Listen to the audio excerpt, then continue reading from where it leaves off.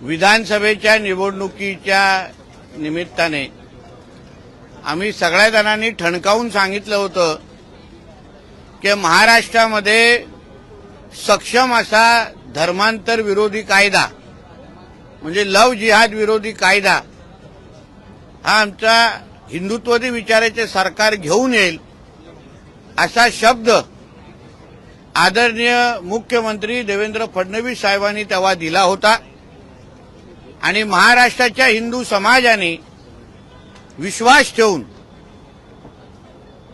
आपल्या हक्काचं हिंदुत्ववादी विचाराचं सरकार महाराष्ट्रामध्ये निवडलं आणि आज मला मनापासून समाधान वाटतंय की आज महाराष्ट्रामध्ये एक सक्षम धर्मांतर विरोधी कायदा हा कॅबिनेटमध्ये पास झालेला आहे। धर्म स्वातंत्र्य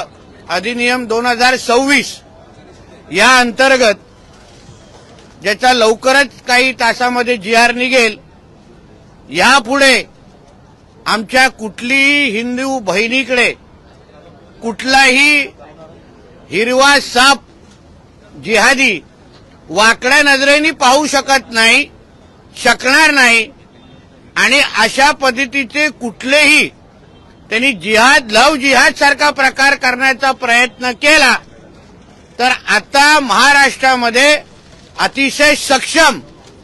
असा धर्म स्वतंत्र कायदा अधिनियम 2026 म्हणून आता कायदा लागू झालेला आहे। यासाठी मी आमचे आदरणीय हिंदुत्ववादी विचाराचे मुख्यमंत्री देवेंद्र फडणवीस साहेब,